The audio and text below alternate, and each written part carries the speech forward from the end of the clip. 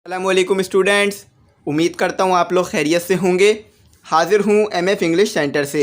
तो स्टूडेंट, आज जो हमारा यूनिट है वो है 8.2 और 8.2 में जो हम एक्सरसाइज कवर करेंगे वो एक्सरसाइज नंबर 1 और एक्सरसाइज नंबर 2 आज ही की वीडियो में हम कंप्लीट करेंगे। तो दोनों एक्सरसाइज मैं आपको बहुत अच्छी तरीके से समझाऊंगा इंशाल्लाह, और विथ सॉल्व, यानी मैं आपको सॉल्व भी दूंगा ताकि आपको समझने में बात आसानी रहे, और सॉल्व भी करवा दूंगा एक्सरसाइज और समझा भी दूंगा। तो स्टूडेंट, एक्सरसाइज शुरू करने से पहले मैं थोड़ा सा बता देता हूँ कि ये टॉपिक किस मुतालिक है। तो ये टॉपिक है डिबेट्स से मुतालिक। तो डिबेट्स क्या होता है? तो डिबेट्स मैं आपको बता देता हूँ। डिबेट्स ये होती है कि जिसमें एक इंसान जो है किसी चीज़ से राज़ी होता है, यानी एक इंसान किसी चीज़ को पसंद करता है और उसकी अच्छाइयाँ बताता है। तो दूसरा इंसान क्या करता है? दूसरा इंसान उस चीज़ से राज़ी नहीं होता, यानी उसको जो है वो चीज़ पसंद नहीं आती है। एग्जाम्पल ले लीजिए कि एक बच्चे को जो है वो मोटरसाइकिल पसंद है, यानी बाइक पसंद है, तो वो उसकी अच्छाइयाँ बताता है और उसकी खूबियाँ बताता है। जबकि दूसरे बच्चे को कार पसंद है, मोटरसाइकिल नहीं पसंद, तो दूसरा बच्चा क्या करता है? दूसरा बच्चा जो है वो मोटरसाइकिल के नुकसानात बताता है और इसमें जो खामियां हैं वो बताता है। तो इसी चीज़ को डिबेट करना कहते हैं, यानी आपस में बहस करना और किसी नतीजे पर पहुंचना। अक्सर तो ऐसा ही आपने देखा होगा कि अगर डिबेट हो रही है किसी दो इंसान के दरमियान, तो वो लोग लड़ना शुरू हो जाते हैं, एक दूसरे को मारना पीटना शुरू हो जाते हैं। तो ऐसी डिबेट हमें नहीं करनी चाहिए। तो डिबेट किस तरीके से करते हैं वो आज आप टॉपिक में सीखेंगे, यानी आप आज के टॉपिक में वो चीज़ सीखेंगे कि आपने डिबेट किस तरह करनी है, यानी अपनी बात को किस तरह से जो है वो दूसरों के सामने अच्छा साबित करना है। तो टॉपिक जो है वो बहुत ज़्यादा इंपॉर्टेंट है। तो टॉपिक शुरू करने से पहले मैं आपको कहूँगा कि आप चैनल ज़रूर सब्सक्राइब कीजिएगा, बेल आइकॉन ज़रूर प्रेस कीजिएगा, और अगर आपको नोट्स चाहिए हो तो मुझसे कांटेक्ट कर लीजिएगा, इंशाल्लाह नोट्स प्रोवाइड कर दूंगा। नोट्स जो है वो तमाम यूनिट के होंगे, तमाम एक्सरसाइज के होंगे, तो तैयारी करना आपको जो है वो बहुत ज़्यादा आसान हो जाएगा। तो सबसे पहले इंस्ट्रक्शन पढ़ देता हूँ और उसके बता देता हूँ कि क्या होता है डिबेट। तो लिखा हुआ है कि here are some basic rules to follow while having a debate on a given topic.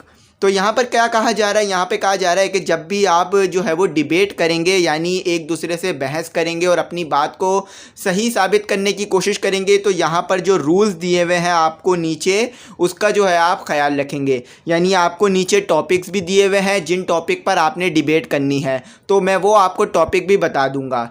और ये जो आपको रूल्स यहाँ पे बताए जाएंगे, ये इन्हीं चीज़ का आपने ध्यान रखना है डिबेट करते वक्त, और इन्हीं रूल्स के मुताबिक जो है वो डिबेट करनी है। तो चलें पढ़ लेते हैं क्या लिखा हुआ है। First pair. तो आपने सबसे पहले क्या करना होगा? पेयर में काम करना होगा, अकेले काम नहीं करना होगा। तो फर्स्ट पेयर क्या करेगा देख लेते हैं। State that you agree with the topic. तो देखें, आपने क्या करना है, आपने वो पॉइंट लिखने हैं, वो चीज़ें लिखनी है जिससे आप एग्री हैं। यानी आपको एक टॉपिक दिया जाएगा, आपने पॉइंट्स लिखने होंगे कि आप जो हैं वो किसी चीज़ के बारे में कितना एग्री हैं। यानी जैसे कि समझ लें कि आपको टॉपिक दे दिया गया मोबाइल, तो अब आप जो है वो मोबाइल के ऊपर पॉइंट्स लिखेंगे और उसकी अच्छाइयाँ बताएंगे, और आप जो उस टॉपिक से राज़ी हैं वो बातें आप बताएंगे, ताकि आप जो है अच्छी तरीके से डिबेट कर सकें। फिर दूसरे में लिखा हुआ है give one reason at a time as to why you agree. तो देखें, आपने जो है अब रीज़न भी बताना है, यानी आपको कोई चीज़ पसंद आ रही है तो क्यों आ रही है, ऐसी क्या वजह है। अब ऐसा तो नहीं है कि आप किसी भी चीज़ को बगैर किसी वजह के पसंद कर रहे हैं। आपको अगर कोई बाइक पसंद आती है, कोई कार पसंद आती है, तो कोई वजह तो ज़रूर होती है कि किसी गाड़ी का रंग बहुत अच्छा है, किसी गाड़ी की बहुत अच्छी स्पीड है, इसलिए आपको पसंद आ गई। अब ऐसा तो होगा नहीं कि बस आपने गाड़ी देखी आपको पसंद आ गई, कोई भी वजह नहीं है। तो हर चीज़ की कोई ना कोई वजह होती है, तो वजह भी आपने बतानी है। पहले पॉइंट्स लिखना है टॉपिक के बारे में कि क्या ऐसी बात है जिस चीज़ ने आपको मुतासिर किया और वो आपको पसंद आ रही है टॉपिक में, और फिर आपने जो है वो रीज़न बताना है। फिर लिखा हुआ है कि support each reason with example, fact, figures, quotes, ETC। तो अब जो आपने रीज़न दिया है उसको आप और मजबूत करने के लिए, यानी अपनी बात को और अच्छा करने के लिए आप कोई एग्जाम्पल दे सकते हैं, कोई फैक्ट, यानी कोई आपको ऐसी हकीकत पता है उस बारे में, उस टॉपिक के बारे में, तो आप वो बता सकते हैं। और कोई फिगर है आपके पास, यानी कोई नंबर है उस टॉपिक के बारे में, तो आप वो बता सकते हैं। कोट्स, यानी किसी बड़े ने उस टॉपिक से मुताबिक मुताल्लिक कुछ कहा है तो आप वो बता सकते हैं। जैसे कि आपका टॉपिक है एजुकेशन, तो एजुकेशन के मुताल्लिक अगर कायदे आज़म ने कुछ कहा है और कोई अच्छी बातें बताई हैं तो वो आप लोगों को बता सकते हैं, जिससे आपके पॉइंट्स जो है वो और ज़्यादा स्ट्रॉन्ग हो जाएंगे और आपकी बात भी और ज़्यादा स्ट्रॉन्ग हो जाएगी। अब यहाँ पे लिखा हुआ है कि follow up with the next points in the manner state above.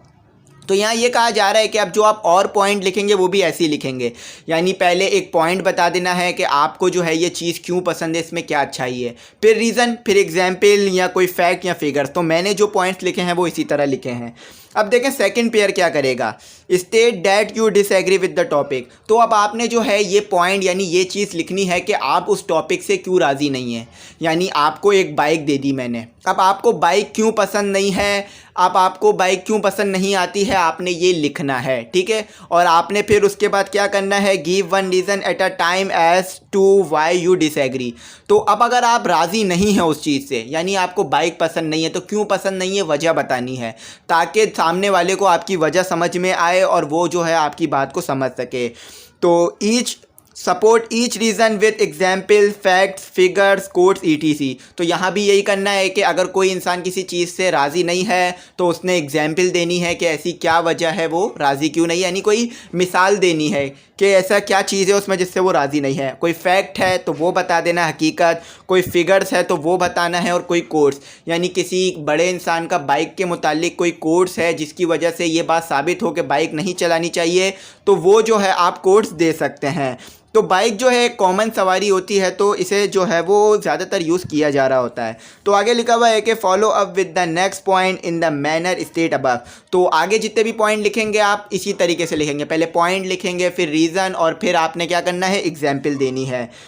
Pick up on your opponent's point and refute them, prove them wrong by giving example, facts, figures, quotes, etc. अब देखें पहले वाले पेयर ने तो है वो उसके अच्छाइयाँ बताई हैं, अब आपने क्या करना है, आपने उसकी बुराइयां बतानी है, यानी इनकार करना है कि पहला वाला जो ग्रुप जो बात कर रहा है वो सही नहीं है। डिबेट में यही होता है ना कि एक इंसान जो है वो उस चीज़ की अच्छाइयाँ बता रहा होता है और उस चीज़ की खूबियाँ बता रहा होता है और उस चीज़ से राज़ी होता है, तो दूसरा क्या करता है, उस चीज़ की बुराइयाँ बताता है और उस चीज़ के नुकसानात और उस चीज़ से राज़ी नहीं होता। तो आपने क्या करना है कि जो पहला वाला पेयर जो उसकी अच्छाइयाँ बता रहा है आपने उसको इनकार करना है और उसकी बुराइयाँ बतानी है और साथ ही साथ एग्जाम्पल भी देनी है, ताकि आपकी बात में जो है वो वज़न पड़े। अब देखें आगे क्या लिखा हुआ है, फर्स्ट पेयर। अब यानी फर्स्ट पेयर ने दोबारा क्या काम करना है, give counter arguments to prove you are right by giving other examples, facts, figures, quotes, etc. in favor of your point। अब जब सेकंड वाला ग्रुप जो है वो डिसएग्री होगा यानी वो राज़ी नहीं होगा और जो खामियां बता रहा होगा, तो आपने क्या करना है, आपने अपनी बात को यानी जो पहला ग्रुप होगा वो अपनी बात को सही साबित करने के लिए और जो है वो खूबियाँ बताएगा और ज़्यादा एग्जाम्पल्स बताएगा और ज़्यादा फैक्ट बताएगा और जो है वो काउंटर नैरेटिव बिल्ड करेगा, यानी जो है वो मुखालफत जो हो रही है उसको ख़त्म करेगा और उस मुखालफत को ख़त्म करने के लिए एग्जाम्पल देगा। तो उम्मीद करता हूँ ये आप समझ गए होंगे। अब एक्सरसाइज में क्या लिखा हुआ है ये पढ़ लेते हैं। तो स्टूडेंट एक्सरसाइज में जो हमें इंस्ट्रक्शन दी हुई है सबसे पहले मैं वो पढ़ देता हूँ और फिर बता देता हूँ एक्सरसाइज किस तरह होगी। Work in group of 4, each group will be assigned 2 topic for debate by the teacher. Do not start until your teacher asks you to do so. From 2 pairs within your योर ग्रुप, 1 pair will be pair A, the other pair B. देखिए student इसमें क्या कहा जा रहा है, इसमें कहा जा रहा है कि आप 4 के ग्रुप में काम करेंगे और काम किस तरह करना है कि आपका टीचर जो है वो आपको टॉपिक देगा और टॉपिक कौन से होंगे, टॉपिक ये जो हमारे पास नीचे 8 टॉपिक दिए हुए हैं ये हमारे पास टॉपिक होंगे, जिसमें से पहला टॉपिक है girls are more intelligent than boys, यानी ये बात साबित करनी है कि लड़कियां जो है वो ज़्यादा इंटेलिजेंट होती हैं बॉयज़ से। तो स्टूडेंट इसमें साथ ही साथ ये भी कहा जा रहा है कि आपने डिबेट जब तक शुरू नहीं करनी है जब तक आपका टीचर आपको नहीं कहे, यानी जब टीचर आपको कहे कि आपने डिबेट शुरू करनी है जब भी आप बोलेंगे आपस में। ऐसा नहीं है कि अपनी मर्ज़ी से डिबेट शुरू कर दें, तो टीचर का जो है वो इंतज़ार करेंगे। और स्टूडेंट इसमें आगे इंस्ट्रक्शन में ये है कि अब आपका जो ग्रुप बन गया है 4 का, अब आपने उसे और तोड़ना है। यानी आपका जो 4 का ग्रुप है, एक ग्रुप बना लें जो कि 2 स्टूडेंट होंगे जिसमें, और जिसे कहा जाएगा पेयर ए, और फिर जो है वो दूसरा जो है वो पेयर बना लें जिसे कहा जाएगा पेयर बी। अब ये क्यों बनाया गया है ये आगे बताया जा रहा है। When the teacher asks you to start pick up one topic, pair A should discuss point to favor of the topic and pair B against it. After discussing the 3-4 minutes, have a quick debate within the group. You will be given 10 minutes for each topic. तो student इसमें क्या कहा जा रहा है, इसमें कहा जा रहा है कि जब आपका टीचर आपको कहे कि डिबेट शुरू करें तो फिर आपने उस वक्त जो है वो डिबेट शुरू करनी है। अब आपने क्या करा था, ऊपर जो है वो 2 पेयर बनाए थे। तो पेयर ए क्या करेगा, पेयर ए ये करेगा कि पॉइंट्स बोलेगा फेवर में, यानी जो है वो टॉपिक के हिमायत में और टॉपिक से एग्री होने वाले पॉइंट बोलेगा। और पेयर बी क्या करेगा, पेयर बी जो है वो डिसएग्री होगा, यानी पेयर बी जो है वो खामियां बताएगा और बुराइयां बताएगा। तो आपने क्या करना है, आपने आपस में ही पहले 3 से 4 मिनट जो है वो डिस्कशन करनी है कि कौन जो है वो कौन से पॉइंट बताएगा और कौन जो है वो किस तरह रिप्रेजेंट करेगा। क्योंकि अगर आप एक साथ ही बोलना शुरू कर देंगे तो बात किसी को समझ नहीं आएगी। तो आपने आपस में डिस्कशन करनी है कि पहले कौन पॉइंट बताएगा और पहले कौन बोलेगा, क्योंकि आप बच्चे ज़्यादा हैं तो आपने पहले आपस में डिस्कशन करनी है। फिर जब आप आपस में डिस्कशन कर लें तो फिर आपके पास 10 मिनट होंगे डिबेट के लिए। तो फिर आप 10 मिनट में जो है वो डिबेट करेंगे। तो ग्रुप ए जो है वो क्या करेगा, ग्रुप ए जो है वो अच्छाइयाँ बताएगा, टॉपिक के बारे में अच्छाइयाँ बताएगा, खूबियाँ बताएगा, और ग्रुप बी जो है वो इनकार करेगा और जो है वो बुराइयाँ बताएगा। तो उम्मीद करता हूँ समझ गए होंगे। छोटी सी इंस्ट्रक्शन और लिखी हुई है, पढ़ के बता देता हूँ। After 10 minute the teacher will ask you to start the debate on the next topic. Now group B will debate in favor of the topic and group A against it. Again you will have 10 minutes. लेकिन इसमें क्या कहा जा रहा है कि जब 10 minute हो जाएंगे, यानी एक टॉपिक पर आपने डिबेट कर ली, आपके 10 मिनट हो गए, तो फिर अब क्या करेंगे, आप जो है वो नया टॉपिक पे डिबेट करेंगे। यानी टीचर जो है वो नया टॉपिक देगा और आप जो है वो नए टॉपिक पे डिबेट करेंगे। अब यहाँ पर जो है वो थोड़ी सी चीज़ उलट हो जाएगी। अब क्या होगा, अब जो टॉपिक दिया जाएगा उस पर ग्रुप बी जो है ना, वो उस ग्रुप बी जो है वो अच्छाइयाँ बताएगा। यानी जो ग्रुप बी को टॉपिक दिया जाएगा, अब ग्रुप बी उसकी अच्छी अच्छी अच्छाइयाँ बताएगा, उसके बारे में अच्छी अच्छी चीज़ें बताएगा ताकि लोग उससे राज़ी हो जाएं। और ग्रुप ए क्या करेगा, उसकी खामियां बताएगा, उसकी बुराइयां बताएगा ताकि लोग उससे राज़ी ना हों, और साथ ही साथ एग्जाम्पल भी देगा, कोट्स भी देगा, ताकि बात और अच्छी तरीके से समझ में आए। अब यहाँ पर मैं आपको सबसे पहले टॉपिक पढ़ के बता देता हूँ कौन कौन से हैं, उसके बाद डिबेट करा देता हूँ, उसके बाद आपको डिबेट लिखकर भी दिखा देता हूँ। अब देखें यहाँ पर हमारे को टॉपिक दिए हुए हैं, here are the suggested topic for exercise 1। तो यहाँ पर जो है मैं सबसे पहले टॉपिक 1 पर लिख के दिखा देता हूँ आपको, girls are more intelligent than boys. इसमें कहा जा रहा है कि लड़कियाँ जो हैं वो ज़्यादा समझदार होती हैं बॉयज़ से।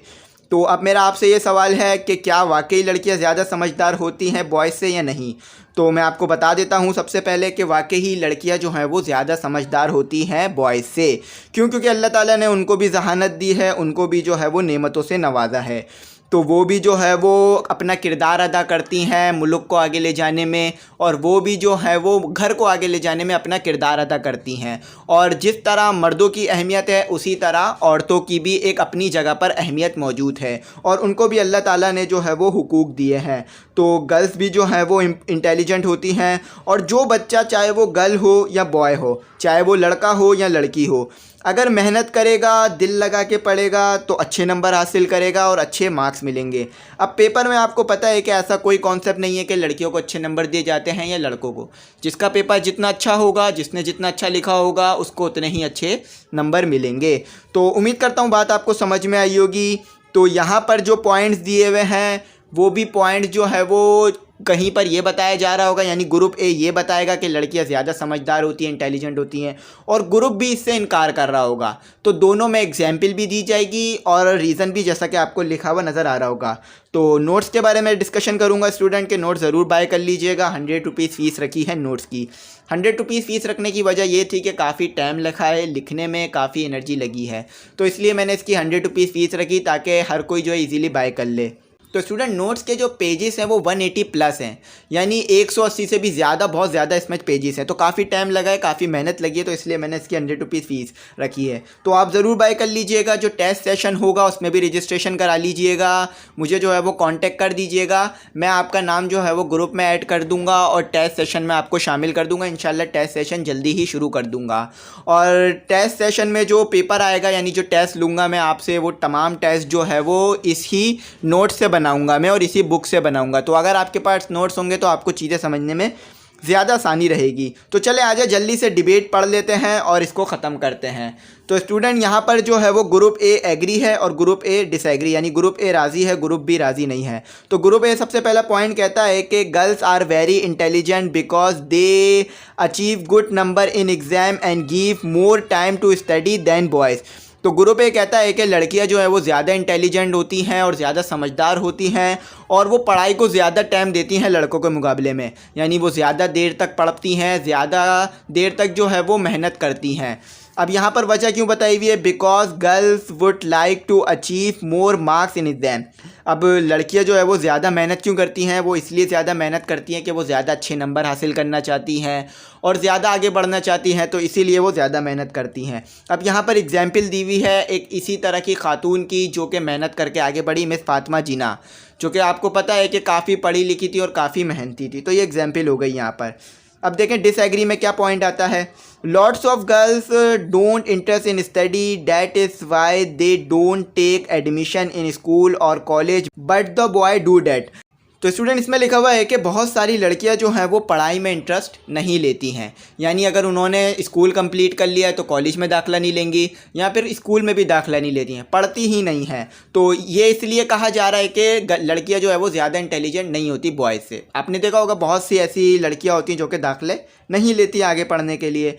अब यहाँ पे लिखा हुआ है कि रीज़न लिखा हुआ है कि इसकी वजह क्या है। They show interest on other works as like that cooking. तो वो लोग जो है आगे दाखिला इसलिए नहीं लेती क्योंकि उन्हें पहले तो पढ़ाई में दिलचस्पी नहीं होती और उनका जो है वो इंटरेस्ट दूसरी चीज़ों में होता है, जैसे घर के कामों में, कुकिंग्स में, ब्यूटिशन बनने में। तो इसलिए जो है वो दाखिला नहीं लेती हैं। एग्जाम्पल में ब्यूटिशन लिखा हुआ है। अब देखें सेकंड में लिखा हुआ है, यानी यहाँ पर ये हमें डिसएग्री हो गए, तो ये हमने डिसएग्री कर लिया। अब देखें ए क्या कहता है, ए वाला ग्रुप क्या कहता है। Girls always try to achieve higher education and want to become a part of society and want to serve in institution. तो स्टूडेंट इसमें कहा जा रहा है कि गर्ल्स जो है वो हायर एजुकेशन यानी ज़्यादा एजुकेशन हासिल करने की कोशिश करती हैं। अब वो क्यों कोशिश करती हैं? वो इसलिए करती हैं कि भाई ज़्यादा से ज़्यादा एजुकेशन हासिल करेंगी तो डॉक्टर बन पाएंगी, इंजीनियर बन पाएंगी, पायलट बन पाएंगी और एक सोसाइटी का हिस्सा बन पाएंगी और जो है वो सोसाइटी को सर्व कर पाएंगी, यानी सोसाइटी की खिदमत भी कर पाएंगी। अब यहाँ पे रीज़न में लिखा हुआ है because they also a part of country, क्योंकि वो भी इस कंट्री का हिस्सा हैं और वो भी इस कंट्री के लिए कुछ करना चाहती हैं। अब लिखा हुआ है जैसे कि एग्जाम्पल में lady doctors and lady police officer ETC। अब आपने लेडी डॉक्टर भी देखी होगी, लेडी पुलिस ऑफिसर भी देखी होगी। तो ये लोग कैसे बनते हैं, इतने बड़े बड़े ओहदे पर कैसे पहुँचते हैं? पढ़ लिख कर, मेहनत कर कर। तो अगर आपका भी ड्रीम है तो ज़्यादा से ज़्यादा पढ़ें, आगे बढ़ जाएंगे। आगे लिखा हुआ है कि boys are intelligent than girls because they have more responsibilities than girls. देखें इसमें कहा जा रहा है कि बॉयज़ भी जो है वो इंटेलिजेंट्स होते हैं गर्ल के मुकाबले में, यानी बॉयज़ भी जो है वो काफ़ी समझदार होते हैं और काफ़ी जो है वो मेहनती होते हैं। अब क्यों? ये वजह क्या है कि बॉयज़ पर जो है वो रिस्पॉन्सिबिलिटी भी ज़्यादा होती है, यानी अगर कोई बच्चा नहीं पढ़ना चाहता है, कोई लड़का है वो नहीं पढ़ना चाहता, लेकिन उसके ऊपर इतनी रिस्पॉन्सिबिलिटी होती है, प्रेशर होता है घर की तरफ से कि उसे पढ़ना पड़ता है, तो बॉयज़ पर जो है वो प्रेशर ज़्यादा होता है। अब इसकी वजह क्या है? Because in future boy will have to become a family leader. तो फ्यूचर में जाकर जो है वो बॉय यानी लड़के के हाथ में जो है वो तमाम जिम्मेदारियाँ आ जाती हैं घर की, के घर में कमा कर लाना है, घर की जो है वो निज़ाम चलाना है, तो इसीलिए भी उसे पढ़ना पड़ता है। जैसे कि एग्जाम्पल फादर की है कि जो है आपके फादर भी और जो बॉयज़ होते हैं उन्हें मेहनत करनी पड़ती है और आगे जाके घर का जो है वो ख्याल रखना पड़ता है। अब देखें तीसरे में लिखा हुआ है कि in teaching field there are lots of girl than boy, so these show that girls are more intelligent than boy. अब आपने टीचिंग की फील्ड में देखा होगा बहुत सारी जो हैं वो लेडीज़ होती हैं, तो ये भी साबित करता है इस बात को कि गर्ल्स जो है वो ज़्यादा इंटेलिजेंट होती हैं। अब यहाँ लिखा हुआ है because teaching job is suitable for girl, यानी टीचिंग की जो जॉब होती है वो सूटेबल होती है गर्ल्स के लिए, यानी लड़कियों के लिए आसान जॉब होती है और वो ईज़िली इसे कर पाती हैं। फैक्ट लिखा हुआ है यानी हकीकत ये लिखी हुई है कि schools have more girl teachers than boys all over the world. अब अगर आप किसी भी स्कूल में चले जाएं तो आपको ज़्यादातर गर्ल्स टीचर ही मिलेंगी, या अगर आप अपने स्कूल में देखें तो ज़्यादातर जो गर्ल्स टीचर हैं वो ज़्यादा होंगी, मॉन्टेसरी, नर्सरी और बड़ी क्लासों में भी पढ़ा रही होंगी। तो स्टूडेंट उम्मीद करता हूँ आपको ये बात समझ में आ गई होगी। अब तीसरे पे जो डिसएग्री का पॉइंट है वो ये है कि the value of male teachers are more than female teacher, that is why there are lots of male professor in universities. तो इसमें कहा जा रहा है कि जो मेल टीचर की वैल्यू होती है, यानी जो लड़के होते हैं, जो है मर्द होते हैं, इनकी वैल्यू ज़्यादा होती है फ़ीमेल टीचर से। जब भी आपने देखा होगा कि यूनिवर्सिटीज़ में ज़्यादातर प्रोफेसर जो हैं वो मेल होते हैं, यानी जो है वो मर्द होते हैं। तो यहाँ पर ये बात साबित की जा रही है कि मेल टीचर की ज़्यादा वैल्यू होती है और वो ज़्यादा इंटेलिजेंट होते हैं, क्योंकि जब भी वो यूनिवर्सिटीज़ में ज़्यादा होते हैं और उनकी इनकम भी ज़्यादा होती है। वजह लिखी हुई है because male professors handle the class more easily than female professor. अब जो मेल प्रोफेसर है वो ज़्यादा आसान से यानी ज़्यादा इजीली जो है वो क्लास को हैंडल कर लेता है और बच्चे उससे डरते भी हैं, जबकि फ़ीमेल टीचर से आपने अक्सर देखा होगा कि बात भी नहीं सुन रहे होते हैं। तो इसीलिए जो है वो मेल टीचर को रखा जाता है। अब फैक्ट है कि all over the world the majority of male professor are greater than female professor. यानी इसमें कहा जा रहा है कि जो मेल प्रोफेसर की मेजॉरिटी है, यानी अगर आप यूनिवर्सिटीज़ में जाएं तो आपको ज़्यादातर जो है वो मेल टीचर मिलेंगे, फीमेल टीचर जो है वो कम मिलेंगे, जैसा कि आपने देखा होगा। तो यहाँ पर हमारा एक टॉपिक जो है वो ख़त्म हो गया। अब जो है वो दूसरा टॉपिक पढ़ लेते हैं। दूसरे टॉपिक में क्या होगा कि स्टूडेंट यानी ग्रुप बी जो है वो एग्री करेगा और ग्रुप ए जो है वो डिसएग्री करेगा। तो स्टूडेंट यहाँ पर जो हमारे पास टॉपिक है वो है student who get good grades are intelligent. तो यहाँ पे कहा जा रहा है कि वो स्टूडेंट जो कि अच्छे नंबर हासिल करते हैं वो समझदार होते हैं और ज़्यादा ज़हीन होते हैं। तो देख लेते हैं ऐसा है या नहीं है। Those students who want to achieve good marks in exam, so they spend too much time in study and achieve good marks in exam। तो वो स्टूडेंट जो कि अच्छे नंबर हासिल करते हैं और ज़्यादा इंटेलिजेंट होते हैं, तो वो जो है ज़्यादा पढ़ते भी हैं, ज़्यादा मेहनत भी करते हैं और ज़्यादा टाइम भी देते हैं स्टडी को। तो इसीलिए जो है वो इंटेलिजेंट माने जाते हैं। या वजह लिखी हुई है कि this types of student wants to become a successful person in their future, that is why he spend lots of time in study. तो इस तरह के जो स्टूडेंट होते हैं वो क्या बड़ा इंसान बनना चाहते हैं अपने फ्यूचर में और समझदार इंसान बनना चाहते हैं। तो इसीलिए जो है वो ज़्यादा टाइम देते हैं पढ़ाई को। जैसे कि कायदे आज़म अल्लामा इकबाल ये भी काफ़ी मेहनती थे, काफ़ी टाइम देते थे पढ़ाई को। तो ये भी जो है यहाँ पर एक वजह होती है कि ज़्यादा टाइम देते हैं तो इसलिए अच्छे ग्रेड भी आते हैं और इंटेलिजेंट भी होते हैं। अब आज हम पॉइंट देखते हैं हमारे पास कि ग्रुप ए ने जो है वो क्या पॉइंट बताए हैं इसके डिसएग्री होने का। देखें लिखा हुआ है कि those students which did not acquire good mark in exam however they are become successful in their future bye there intelligence. देखिए इसमें यह कहा जा रहा है कि वो स्टूडेंट जो अच्छे नंबर हासिल नहीं कर पाते हैं, अब ऐसा नहीं है कि वो इंटेलिजेंट नहीं होते हैं और वो जो है वो मेहनती नहीं होते, बल्कि वो भी इंटेलिजेंट होते हैं और मेहनती होते हैं। बस क्या होता है कि वो ज़्यादा टाइम नहीं दे पाते हैं पढ़ाई को, इसलिए अच्छे नंबर भी नहीं आते हैं, लेकिन अपने मुस्तकबिल में वो कामयाबी हासिल कर लेते हैं और कामयाब हो जाते हैं अपनी समझदारी की वजह से। यहाँ पे लिखा हुआ है कि these types of student concentrate on their hobbies. यानी इस तरह के जो स्टूडेंट होते हैं वो क्या करते हैं, वो जो है अपने हॉबीज़ पे यानी जो उनका शौक़ होता है उस पर ध्यान देते हैं। अब किसी का शौक़ है कारपेंटर बनने का तो वो उस पर ध्यान देता है, किसी का बाइक का काम सीखने का तो वो उस पर ध्यान देता है। फिर ये भी जो है आगे बढ़ जाते हैं जो ज़्यादा टाइम नहीं देते स्टडी को या जो पढ़ते नहीं हैं। अब क्रिकेटर्स आपने देखा होगा कि ज़्यादा पढ़े लिखे नहीं होते लेकिन फिर भी कामयाब होते हैं, और इसी तरह आर्टिस्ट भी होते हैं यानी जो ड्राइंग बनाते हैं और दूसरे किस्म के काम करते हैं। देखें दूसरा पॉइंट जो है हमारे पास जो कि एग्री का है वो ये है, good student prepare their exams preparation according to their syllabus and time table. तो यहाँ पर ये कहा जा रहा है कि जो अच्छे स्टूडेंट होते हैं, जो अच्छे नंबर लेते हैं, वो जो है अपने टाइम टेबल के हिसाब से तैयारी करते हैं। रीज़न लिखा हुआ है, syllabus and time table always help the student to acquire good grades in exam. तो सिलेबस आपको पता है कि अगर आप सिलेबस से तैयारी कर रहे हो, टाइम टेबल के मुताबिक तैयारी कर रहे हैं तो आपके अच्छे नंबर आएंगे, क्योंकि ये काफ़ी ज़्यादा मदद करते हैं बच्चों को जो है वो क्या करने में, अच्छे नंबर हासिल करने में। अब एग्जाम्पल में लिखा हुआ है school syllabus, school time table. तो अगर आप जो है वो फॉलो करते हैं तो किसे फॉलो करते हैं? स्कूल के सिलेबस को ही फॉलो करते हैं। ऐसा तो नहीं है कि अपना सिलेबस लिखते हैं और स्कूल का ही टाइम टेबल ज़्यादातर फॉलो कर रहे होते हैं, तो इस वजह से अच्छे नंबर आते हैं।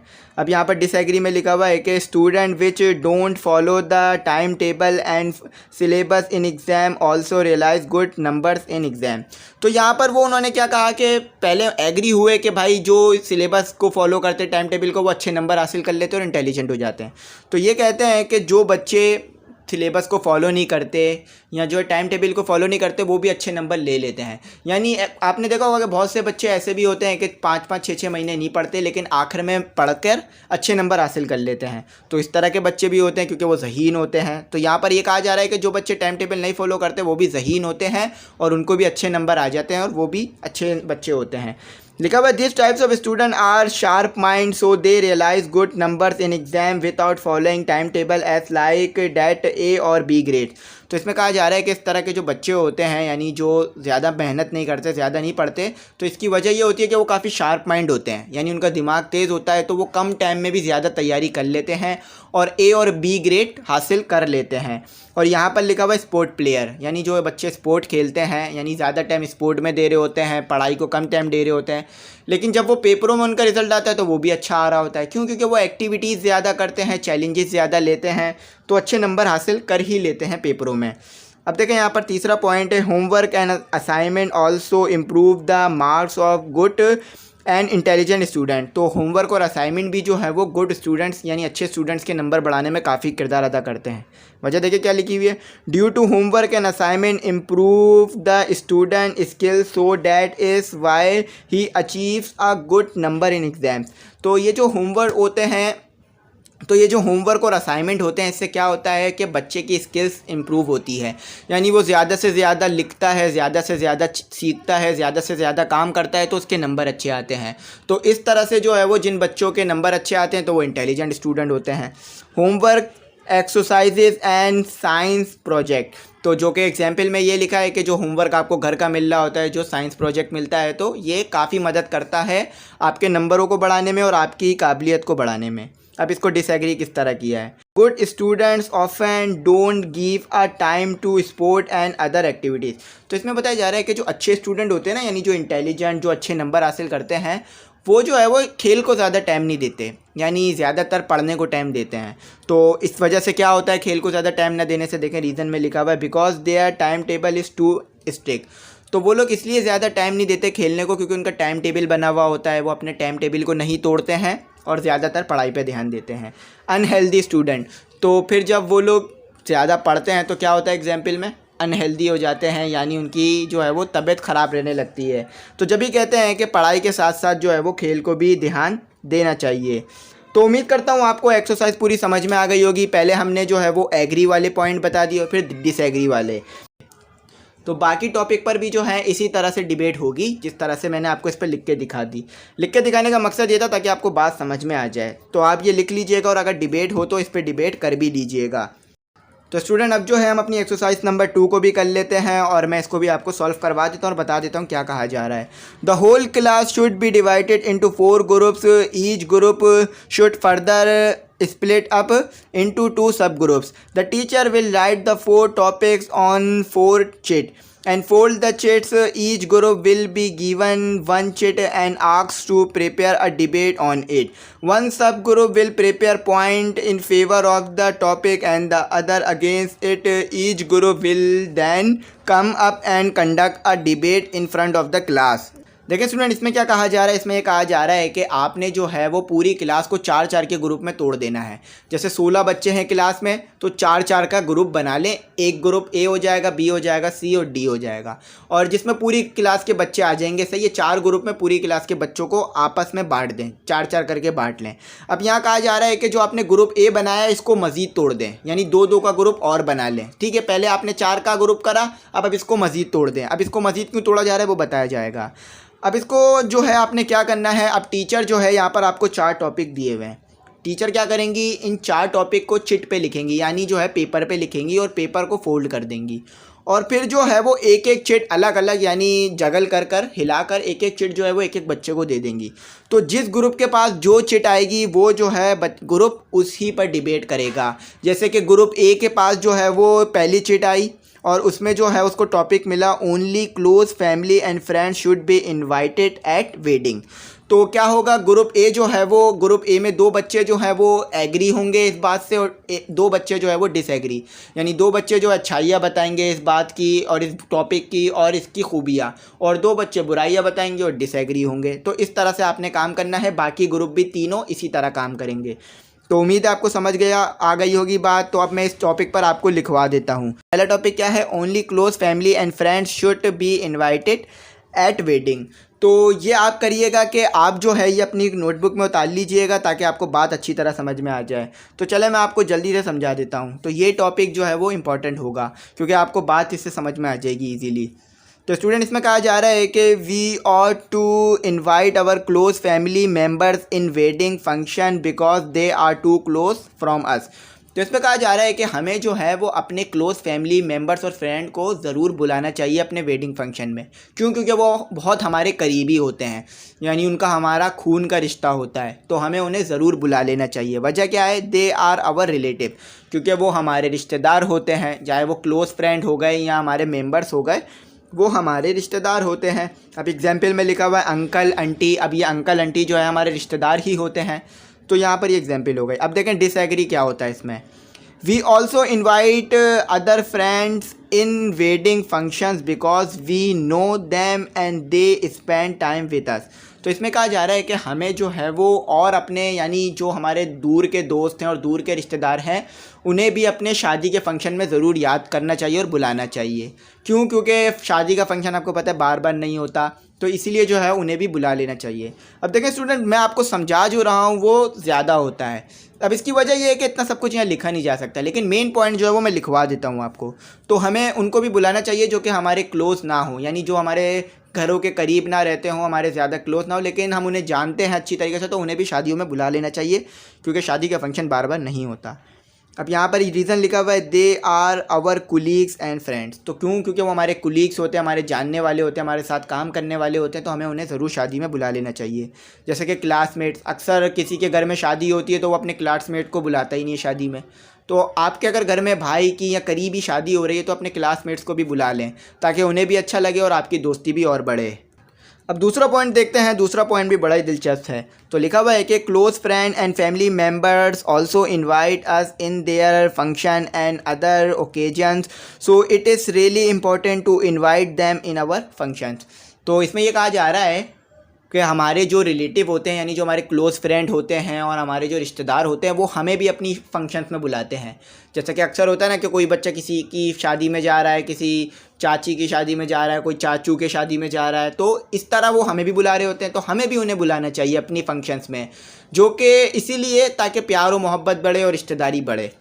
तो यहाँ पर रीज़न लिखा हुआ है कि because they know every situation to us और our house, so that is why we invite them first. तो इसमें ये कहा जा रहा है कि भाई वो हमारी जो है वो तमाम सिचुएशन जानते हैं, यानी हमारे घर में क्या चल रहा है, क्या फंक्शन हो रहा है वो जानते हैं, तो इसीलिए हमें उन्हें ज़रूर बुलवा लेना चाहिए। कल को खुदा ना खास्ता हम उन्हें बुलवाएं नहीं और उन्हें पता चले कि हमारे घर में फ़ंक्शन था तो बुरा लगेगा बहुत ज़्यादा, क्योंकि पता चल जाता है। अब यहाँ पर लिखा हुआ है नेफ्यू, अंकल, ETC। नेफ्यू का मतलब होता है भतीजी और अंकल का मतलब आपको पता है। तो स्टूडेंट हमें जो है वो अपने रिश्तेदारों को ज़रूर शादी में बुलाना चाहिए, चाहे वो कौन सा भी रिश्ता हो, चाहे चाचू का हो, चाची का हो, अंकल आंटी का हो, मामी मुमानी का हो, इन्हें ज़रूर बुला लेना चाहिए। अब देखें यहाँ पे लिखा हुआ है कि we should not invite some close friend और family member in wedding function if they live in foreign countries. तो अब यहाँ पर एक बात लिखी हुई है जो कि आपको समझ में आने में बड़ी मज़े की लगेगी अगर आपको समझ में आ जाती है। इसमें ये लिखा हुआ है कि हमें जो है वो अपने क्लोज़ फ्रेंड्स को शादी में नहीं बुलाना चाहिए। अब क्यों नहीं बुलाना चाहिए? अब यूँ नहीं बुलाना चाहिए कि अगर वो फॉरेन कंट्री में रहते हैं तो हमें उन्हें नहीं बुलाना चाहिए, यानी अगर हम उन्हें बुलाएंगे तो वो इतना हज़ारों रुपए ख़र्च कर आएंगे, और इतना टाइम उनका वेस्ट होगा। तो अगर वो नहीं आ सकते यानी उनके लिए आना मुश्किल है तो हमें उन्हें बुलाना नहीं चाहिए, लेकिन अगर वो आ सकते हैं तो उन्हें भी बुला लेना चाहिए। यहाँ पर एक पॉइंट के तौर पे दिया हुआ है, they can't attend the function easily, क्योंकि वो फंक्शन में नहीं आ सकते हैं, क्योंकि वो बाहर मुल्क में रहते हैं। अगर वो फंक्शन में आएंगे तो उन्हें काफ़ी जो है वो ज़्यादा स्ट्रगल करनी पड़ेगी, सफ़र कर कर आना पड़ेगा। तो अगर ज़्यादा ज़रूरी है तो बुला भी सकते हैं। जैसे father in law, mother in law, अक्सर होता है ना कि किसी के ससुर या किसी की सास जो है वो बाहर मुल्क में रहती हैं तो उन्हें नहीं बुलाया जाता शादी में। क्यों? क्योंकि वो बाहर मुल्क में रहते हैं, उनके लिए ट्रैवल करना इतना आसान नहीं होता, ऊपर से बुज़ुर्ग होते हैं, तो इसलिए उन्हें शादी में नहीं बुलाया जाता, रहने दिया जाता है। तो अब आखिरी पॉइंट पढ़ लेते हैं। तो स्टूडेंट, चैनल आप ज़रूर सब्सक्राइब कर लीजिएगा, बेल आइकन भी ज़रूर प्रेस कीजिएगा। आखिरी पॉइंट जो हमारे पास वो ये है कि we should also invite our close friends और family members in our function as like that engagement.